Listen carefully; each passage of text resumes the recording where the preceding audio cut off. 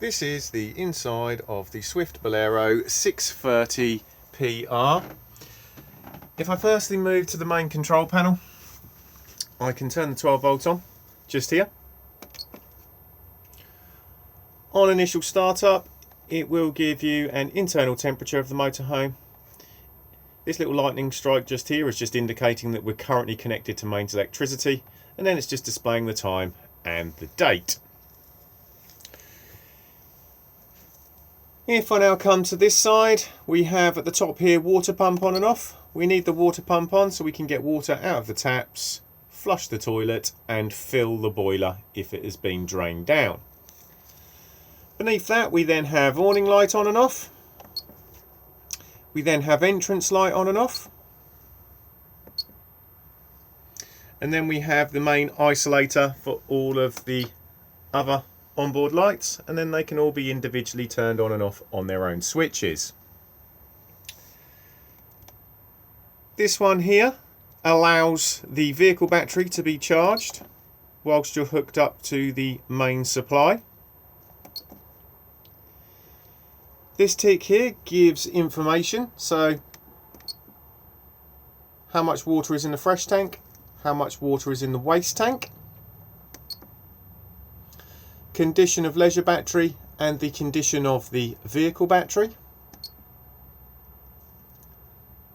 the battery amps being used,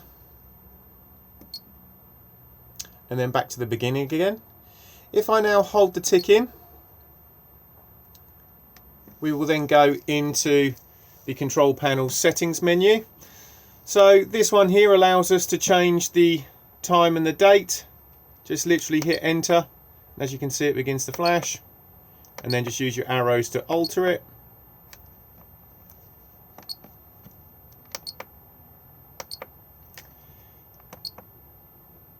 Next we just have the version of the control panel, brightness of all the lights etc. on the control panel itself, key beeps on and off, battery alarms on and off. So at the moment they're on, so if either of the vehicle or the leisure batteries are low, it will let you know. Water alarms on and off. As you can see, if your fresh water is low, it will let you know, and currently the waste is turned off. And you can also set a wake up alarm.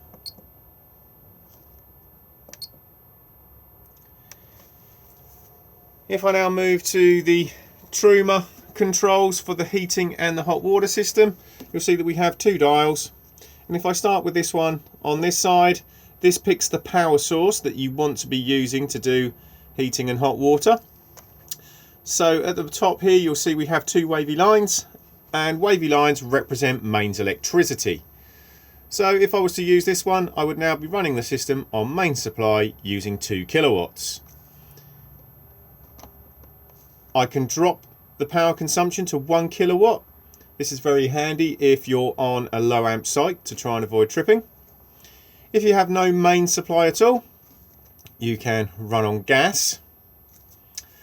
And if you have both power sources available, you can run in dual fuel, so a mixture of gas and mains at 1 kilowatt and a mixture of gas and mains at 2 kilowatts. These two settings are very handy, especially in the winter months if you want to get up to temperature nice and quickly. But if I now flick it all the way back up to main supply at 2 kilowatts for the moment, and now move across to this side, we can now pick what we actually want to be heating. So this has an inner dial and an outer dial, and you'll see at the moment we're in the off position. So if I now flick the outer dial up one, we're now heating hot water to 40 degrees on main supply. And if I now flick it up again, I'm now heating hot water to 60 degrees. If I now flick back down to off again, and I now flick down, you'll see we have a little picture of a flame.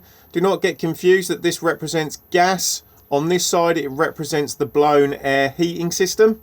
So now we've just got the heating on its own, no hot water, and we control the temperature on the inner dial here.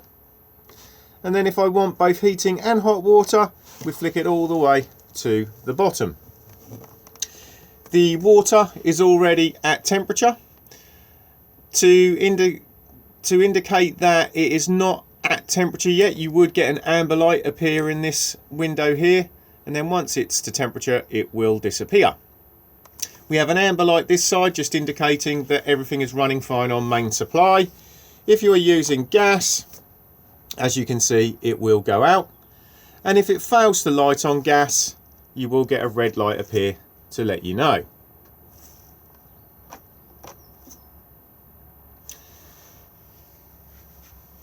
If I now move to the back of the motorhome and just remove some of the cushions,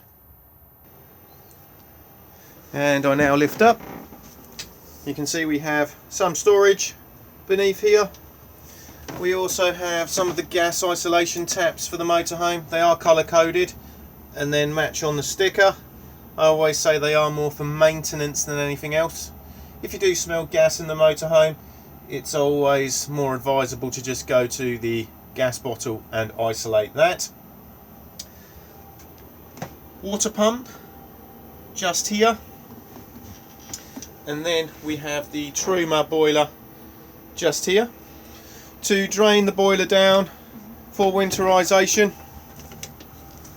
it's done on the yellow lever just down here.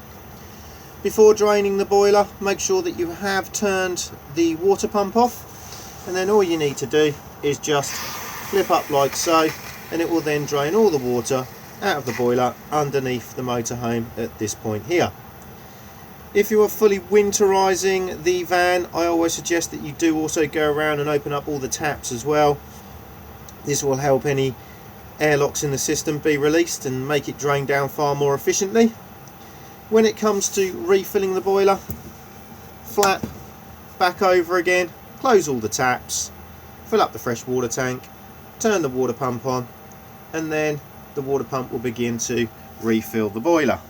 After a few minutes of running, begin opening the taps. Once the water is running freely on both hot and cold, reclose, and then the system will fully reprime itself. On the other side, again, we have storage, and then we have the location of both of the leisure batteries. So we have one here and then one under here. The main 40 amp fuse off the batteries here, and then the battery charger, and then tucked in the center here we have the inverter. It's all set up ready to go, and this inverter is being used to power the air conditioning unit when you are not connected up to mains electricity.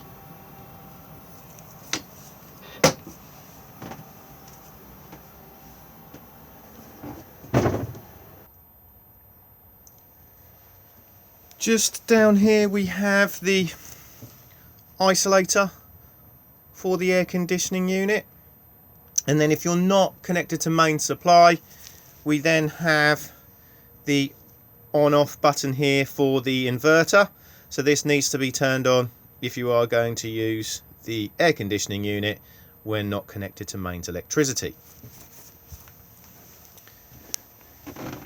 TV bracket just here, and then all the connections just there, and you will find the TV aerial in the wardrobe.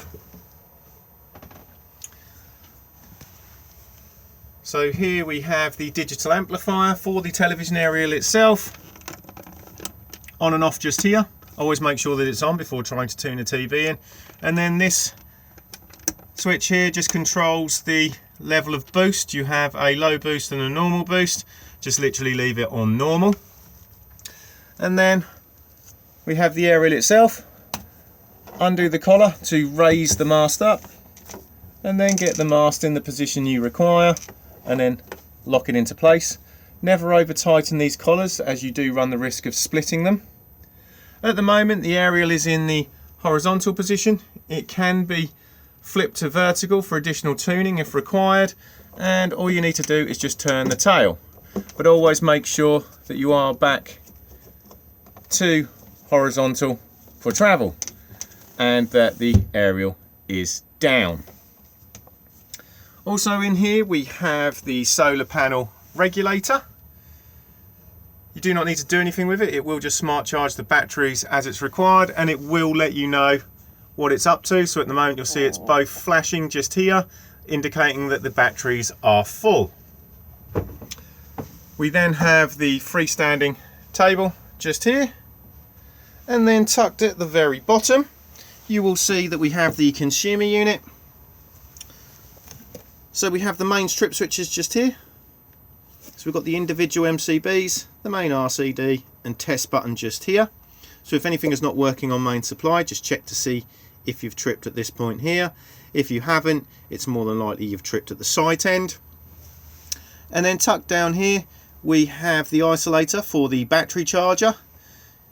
If it's turned off, you will not be charging any batteries when connected to mains electricity. At the top of it you'll find the 12-volt fuses labelled up just here, and again, if anything is not working on 12 volt, just check to see if you have blown a fuse.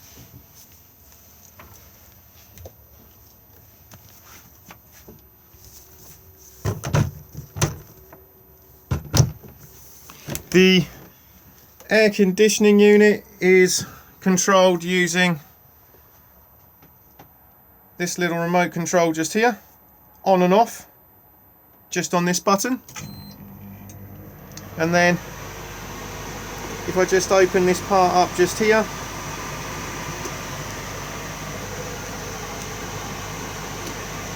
you will see we have a little icon diagram just here to let you know what all the symbols represent. So at the moment we're in cool mode, and we just control the temperature on the plus and the minus. We can then control the fan speed just here, and we can switch between modes just here. So we have heat, fan, auto change, dry air, and then back to cool again. On most models the heat is an optional extra. We can control the lights just here on this button here.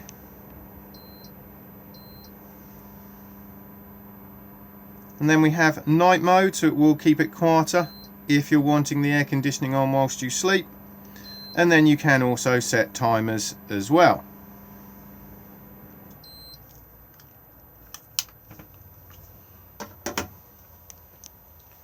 Thetford fridge freezer just here, on and off on this button.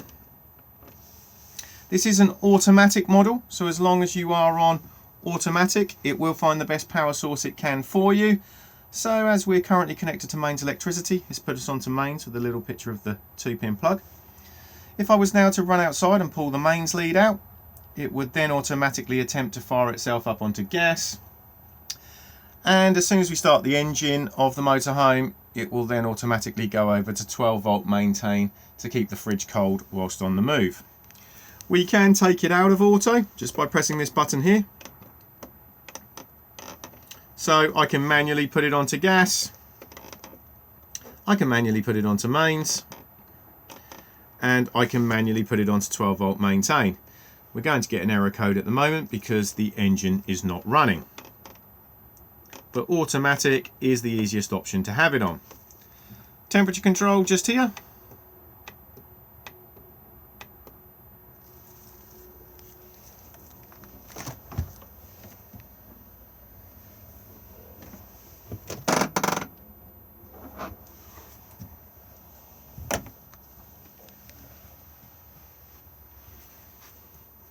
Sink just here.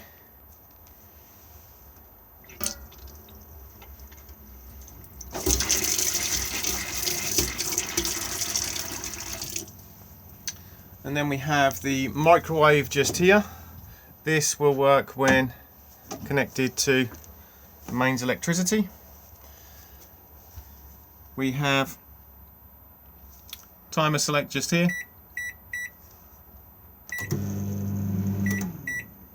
Then we have power settings, so you can see high, defrost, medium, low, warm, etc. Then we have the auto cook just here, and you can just about see where it's plugged in just up the top there. Beneath it we have the hob. So we've got the electric hot plate just here, so again will work when connected to mains electricity, and it operates just here. And then we've got the 3 gas rings, and to light these it's just a matter of push in, twist and push the igniter.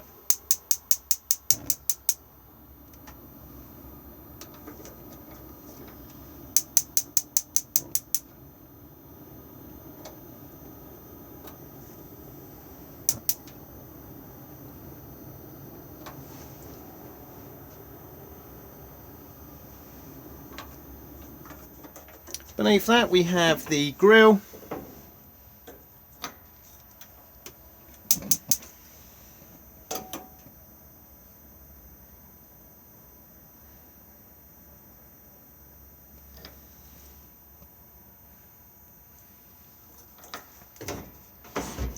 And the oven.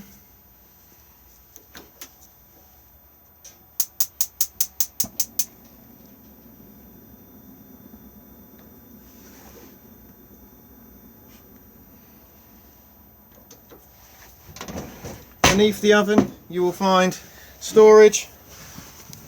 There will also be more gas isolation taps, again colour coded, and then you'll find a plug plugged in which is for the electric hot plate.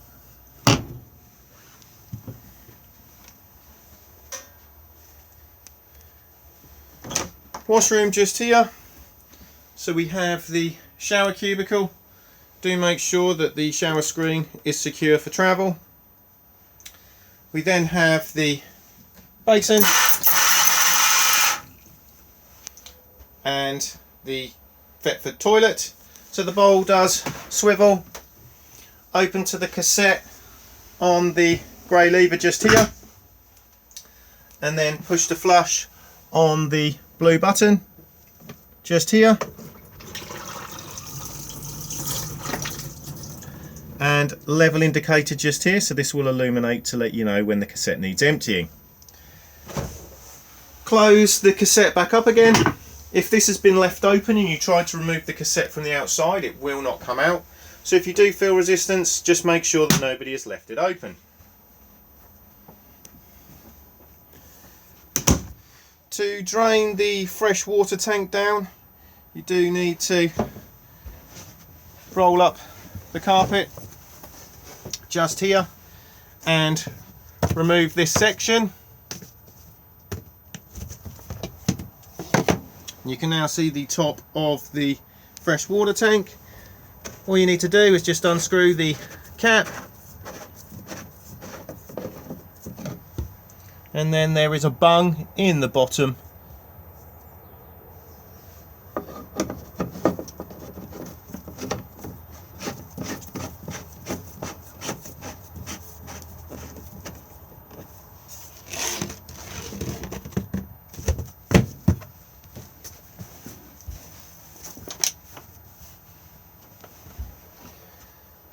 Both seats swivel, and they swivel on these levers here, backwards and forwards just on the lower bar here, and they're both height adjustable on the levers just here.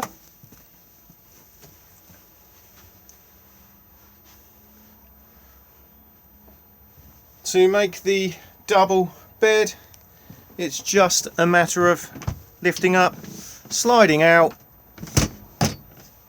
and then dropping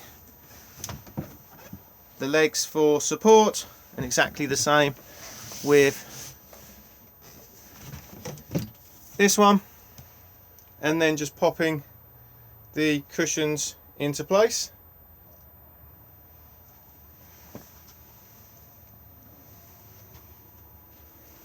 As you can see, once all the cushions have been dropped into place, you are still left with a gap just at the back there, and this grey infill just fills that space.